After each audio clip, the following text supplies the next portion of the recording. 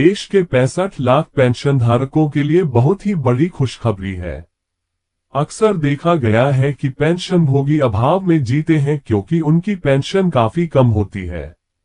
ऐसे में वे अपना गुजारा नहीं कर पाते हैं। उसी को देखते हुए संसदीय समिति ने सिफारिश दिया था कि 65 साल से ही एडिशनल पेंशन का फायदा दिया जाए।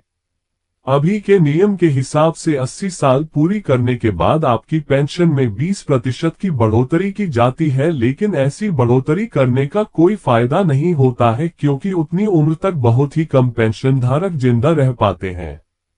मांग केंद्र सरकार से करते आ रहे हैं। उनका कहना है कि जब राज्य सरकार इस प्रकार से बढ़ोतरी का फायदा दे सकती है तो केंद्र सरकार क्यों नहीं दे सकती। हाईकोर्ट भी दे चुकी है इस प्रकार से बढ़ोतरी करने का निर्णय।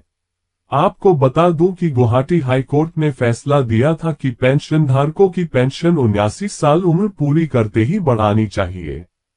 उसके बाद मद्रास हाईकोर्ट ने भी इस निर्णय को सही ठहराया।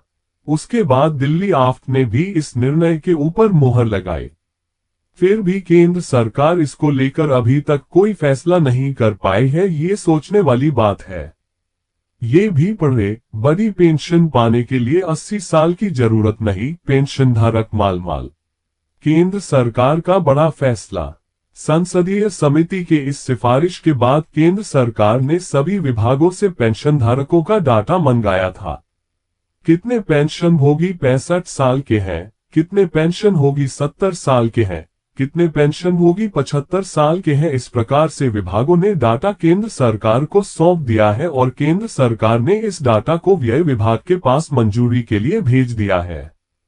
व्यय विभाग की शीघ्र मंजूरी मिलने जा रही है। नई सरकार गठन के बाद पेंशनधारकों को लाभ मिलना वाजिब है। ऐसे में केंद्र सरकार इस फैसले के ऊपर मुहर लगा सकती है। लोकसभा चुनाव नतीजों के बाद केंद्र सरकार पेंशन भोगियों की उपेक्षा नहीं कर सकती।